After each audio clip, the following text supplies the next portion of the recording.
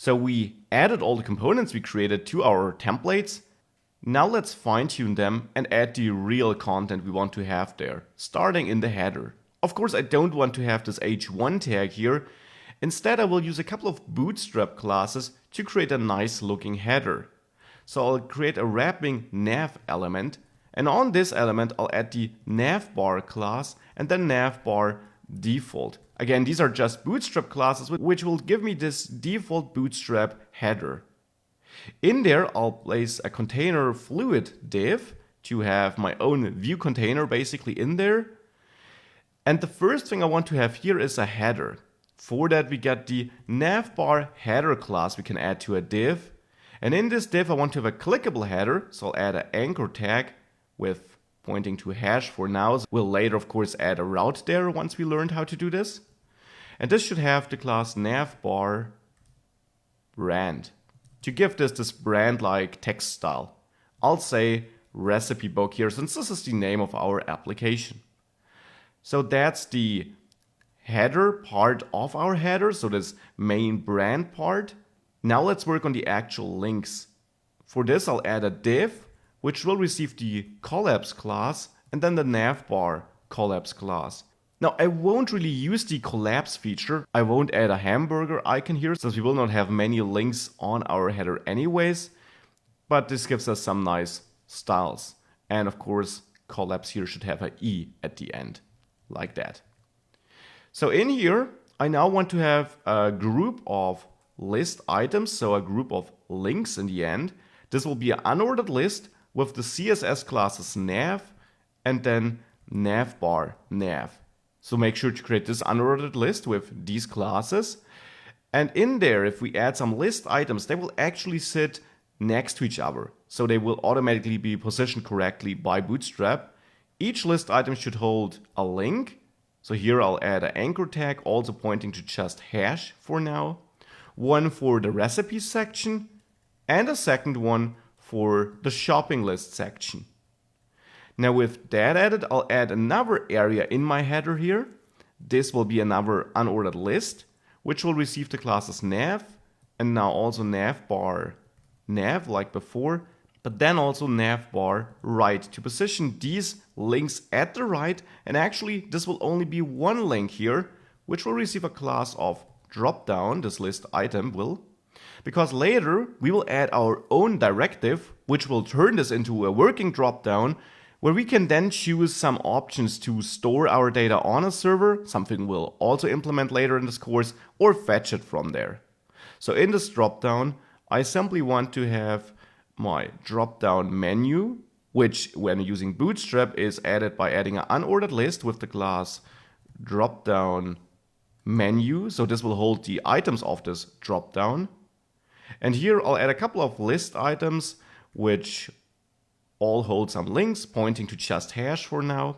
One for saving data and one for fetching data. Again, this will be filled with working code later.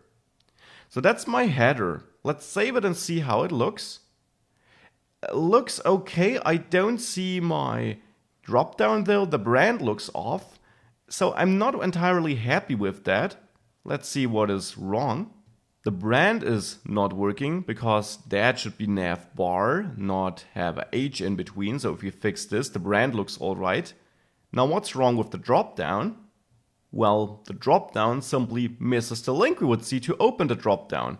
Because this unordered class here simply is the content of the dropdown, we of course also need a link to trigger it. So let's add an anchor tag pointing to hashtag here, where I will say manage, just manage maybe. You could of course change that text. And this should have a class of dropdown toggle, because this will be the button toggling the dropdown in the end. Therefore, it will have a role of button to add some accessibility to this. Not required for this to work correctly though. And with this, now if we save this, we see the dropdown. It would be nice to have a little arrow next to it indicating that it is a dropdown. So next to manage, I'll add a span with a class of Caret, which will give us this arrow pointing to the bottom, this arrow here. And now we get a dropdown. It won't work if we click it because we haven't added any code which would open the dropdown. We will do this after the directives section though.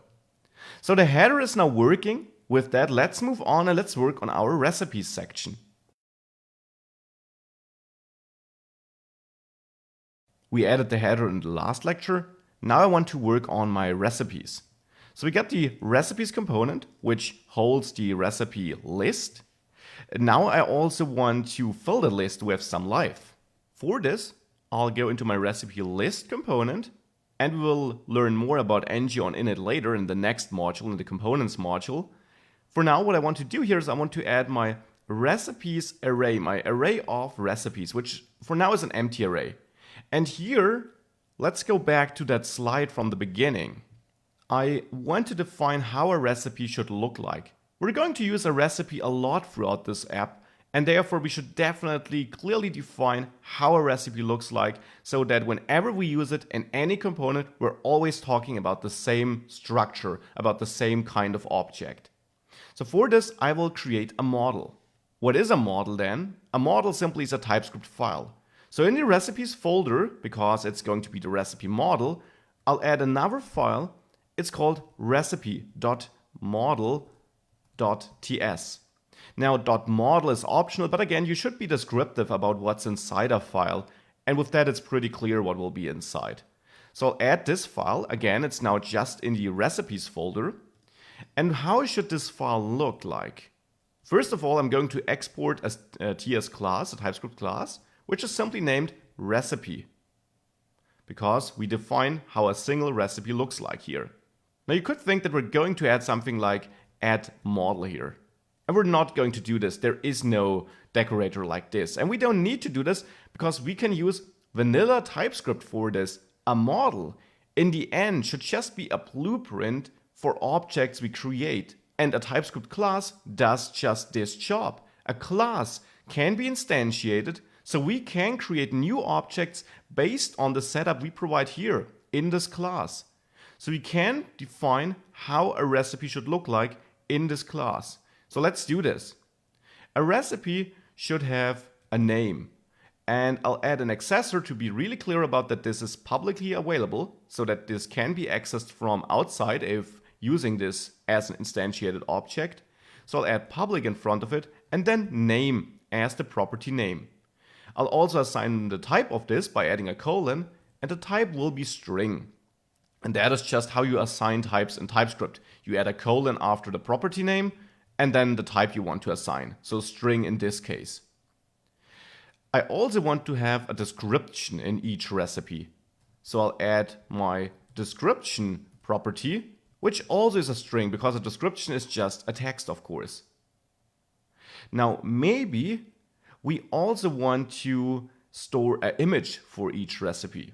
So we should have an image path, since we won't store the image itself here, of course. That wouldn't work. We can't store files in our code, but we want to store the path pointing to the image. And we will simply use images from the web here, so this will hold a URL in the end. So that is also a string, a text in the end. That is the basic model for now, the basic blueprint. I'll also add a constructor to it so that we can instantiate this with the new keyword and pass the arguments right to the constructor. So here I expect to receive the name, which will be of type string, the description, I'll just write it a bit shorter here, which will be of type string, and the image path, which will be of type string. In the constructor body, and if that's brand new to you, the constructor simply is a built-in function every class has, and which will be executed once you create a new instance of this class. I will show you how this works in a second. So inside of the body of this constructor, we have to assign the arguments we receive here to the properties of our object now, to the properties of our class. So this name, referring to the name up here, to our property, should be equal to name. And now the same for description. This description should be equal to desk. And this image path should be equal to image path. So with that, we got a recipe model we can use. Now let's use it in the next lecture.